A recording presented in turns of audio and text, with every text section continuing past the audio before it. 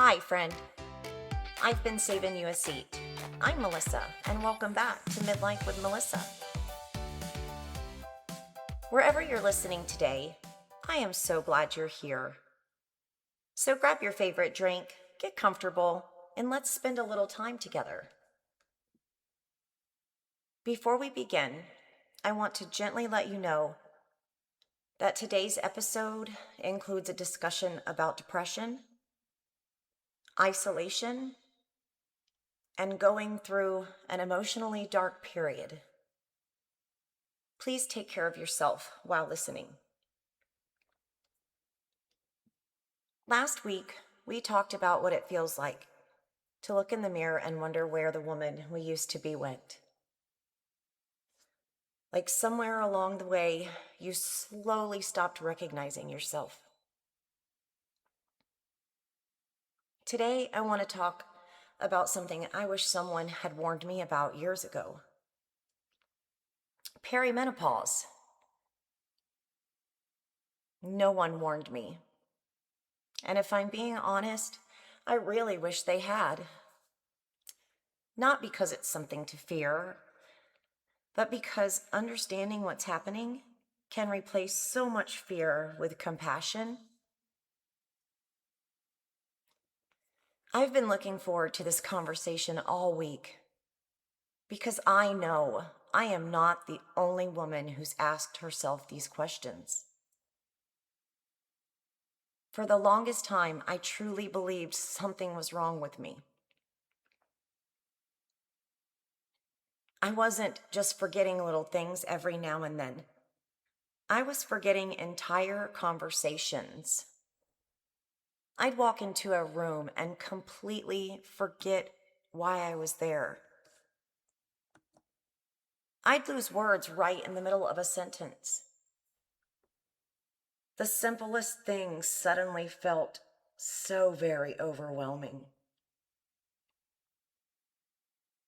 I'd cry over a commercial, and then I would sit there wondering why I was crying over a commercial in the first place. I remember thinking, Melissa, what is happening to you? No one ever sat me down and said, your body is changing and your mind may feel different for a while. No one warned me that I might begin questioning my confidence, that my emotions might suddenly feel louder than they ever had before. That brain fog could make me wonder if I had lost or was losing a part of myself. No one explained that there would be days when I didn't even recognize the way I was thinking or feeling. And this part was so scary for me. Maybe that's where you are, and maybe that's why you are here today. Because you've been asking yourself some of those very same questions. Friend, I want you to hear this from someone who's walking through it. You're not crazy. You're not weak. And I want you to know I understand. The day I finally started learning about perimenopause, something inside me shifted.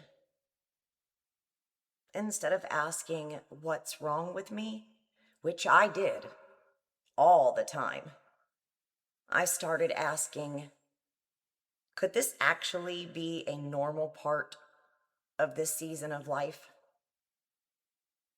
That one question changed everything. It didn't make the symptoms disappear overnight, but it did replace fear with understanding. And when we understand what's happening, we can begin to give ourselves something we so rarely offer: grace. Perimenopause isn't just a physical transition. It can affect how we think, how we sleep, how we manage stress, how we process our emotions, and sometimes even how we see ourselves. Instead of blaming myself for every forgotten word or emotional day, which were many, I began to understand that my body was going through a significant season of change. Pieces of the puzzle started coming together. That understanding gave me permission to stop being so hard on myself. Like many women, I talked with my healthcare provider about what I was experiencing and decided to explore hormone replacement therapy. I am still on this journey, and I don't have all the answers yet. But I'm hopeful, not because I expect everything to change overnight, but because I am learning that asking for help isn't weakness. One thing that has been so heavy on my heart through all of this is my 2 adult daughters. I have thought many times, I never want them to feel as lost and confused as I did. If talking openly about perimenopause helps even one woman feel less afraid, or helps one daughter better understand what her mother is going through, then this conversation is worth having. Because the more we talk about it, the less alone we'll all feel. Here's another part of this I don't hear many people talk about: the lack of energy. And I'm not talking about being tired after a long day. I'm talking about waking up already feeling exhausted. The kind of exhaustion that makes even the smallest things feel like climbing a mountain. There were days when brushing my hair felt like too much. Days when getting out of my pajamas felt like an accomplishment. Days when I looked at a sink full of dishes and I just turned and walked away. Not because I was lazy, and not because I didn't care, but because I simply didn't have anything left to give.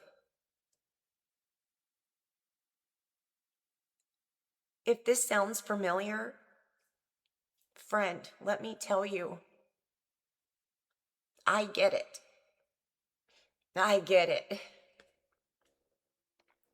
Sometimes we can be so hard on ourselves. We tell ourselves that we should be doing more. We compare ourselves to who we used to be. We wonder why everything suddenly feels so difficult. But maybe, just maybe, your body has been asking you to slow down. Maybe it has been asking for rest instead of criticism, for mercy instead of guilt. I can honestly say there are seasons in life when simply getting out of bed is an act of courage. when taking a shower is a victory, when brushing your teeth is enough. You don't have to earn your worth by checking everything off of your to-do list. Your value has never depended on your productivity. Some days, showing up for yourself looks like accomplishing 10 things. And other days, it looks like getting dressed, taking a deep breath, and reminding yourself that tomorrow is a new day. And both of those days matter. There is one more part of my story that I would like to share with you. For me, the season became much bigger than brain fog or exhaustion. It slowly became isolation. There were days when leaving my house felt completely impossible. Even something as simple as going to the grocery store filled me with so much fear I couldn't explain. It felt like doom, and I knew it didn't make any sense, but that didn't make it feel any less real. And little by little, my world became smaller. And eventually, the darkness became so heavy that I truly wasn't sure I'd find my way through it. Looking back today, I am incredibly grateful that I did. One of the biggest lessons I learned is that healing doesn't always begin with finding the answer. Sometimes healing begins by letting one person know you're hurting. For me, that person was Jason. He may never fully understand what I've been going through, but he has refused to let go of my hand while I've been finding my way back.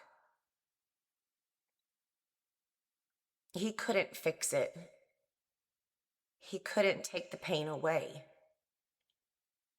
But he stayed. And sometimes that's exactly what we need. Today, I'm still learning. I'm still growing. But now, I see hope everywhere. And if you're listening today and you feel trapped in the darkness, please don't stay there by yourself. Tell one person. Let someone walk beside you. You don't have to carry this alone. Sometimes healing looks like taking one small step. Maybe today that step is making an appointment you've been putting off. Maybe it's finally telling someone that you trust how you've been feeling. Maybe it's reading a book, listening to a podcast, or simply learning more about what your body is going through. Or maybe today's step is giving yourself permission to rest without feeling guilty about it. We don't have to have everything figured out before we move forward. We just have to be willing to take the next step. One step toward understanding. One step toward caring for ourselves. And one step toward believing that brighter days are still ahead.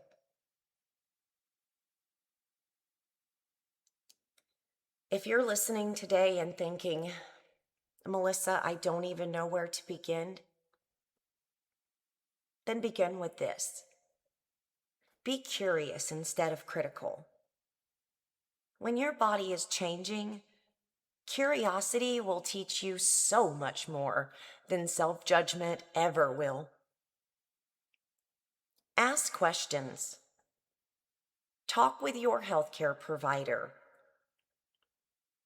Every woman's journey is different, and that's okay. There is no one-size-fits-all answer. What matters is that you don't feel like you have to walk through it alone. There is help, and there is hope. And there are so many women walking this same road beside you. Sometimes we just need someone to remind us that it's okay to ask for directions along the way.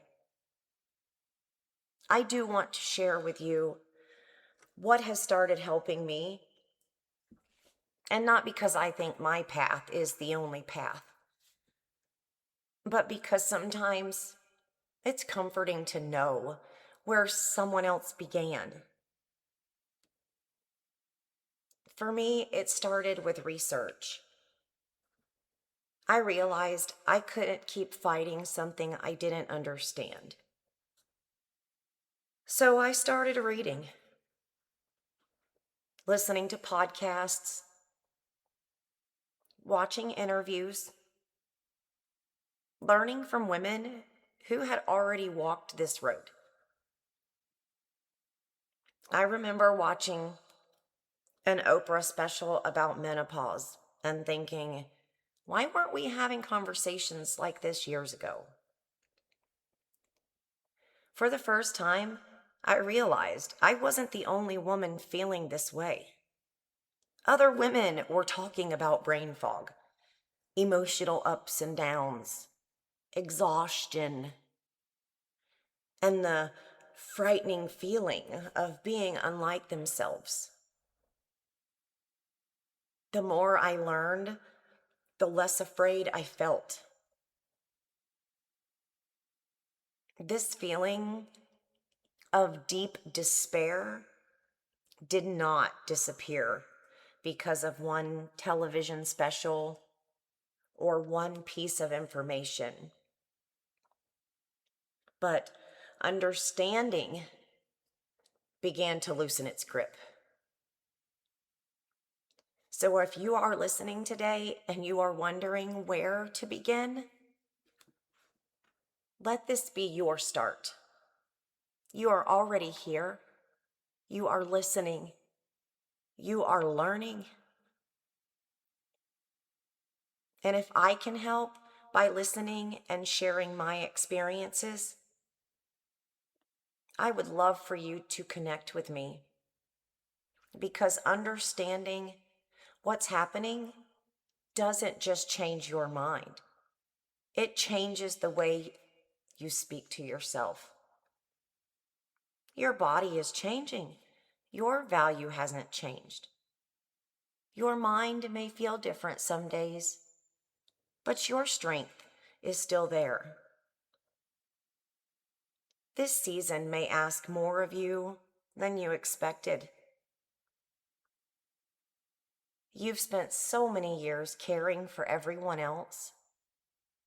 Maybe this season is gently reminding you that you deserve some of that same kindness too.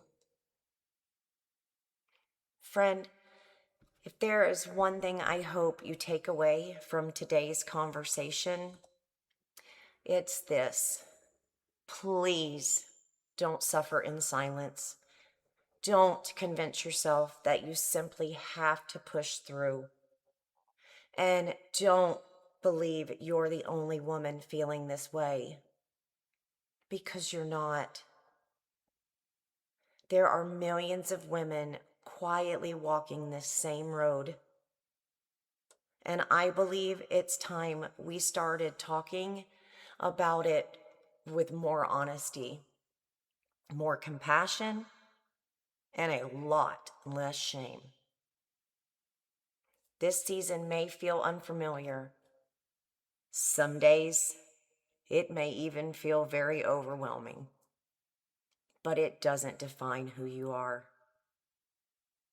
In fact, I believe it can be the beginning of one of the most meaningful chapters of your life. A chapter where you know yourself better, care for yourself better, and maybe, for the first time in a long time, choose yourself without feeling guilty. Because, friend, the woman you've been searching for, she was never gone. She's been doing her very best while navigating one of life's biggest transitions. And I have a feeling she's about to surprise you. It truly means so much that you choose to pull up a chair and have this conversation with me. Next week, we're going to begin talking about something that naturally follows today's conversation. Now that we're beginning to understand what's been happening, how do we begin trusting ourselves again? How do we stop seeing ourselves through the lens of everything we've lost and begin seeing ourselves through the lens of everything we're becoming? I can't wait to have that conversation with you. Today, I see hope everywhere. And if you can't quite see it yet, that's okay. Borrow a little of mine until you do. Before we go, I want to leave you with one important reminder. Everything I've shared today comes from my own personal journey and experiences. My hope is simply to encourage you, to help you feel seen, and remind you that you're not alone. I'm not a medical professional, and nothing in this episode should be considered medical advice or replace the guidance of your healthcare provider. If today's conversation raised question about your own health, I encourage you to please reach out to a trusted healthcare professional to discuss what's right for you. Thank you for spending this time with me. You've always got a seat here. I would truly love to hear from you. You can connect with me through Midlife with Melissa Facebook page, Instagram page, or YouTube channel. While I cannot replace the support of a healthcare professional or counselor, I want you to know that this community was created so no woman has to feel as though she is walking through midlife alone. Until next time, take a deep breath. Be gentle with yourself. Keep choosing hope. And remember, I've been saving you a seat.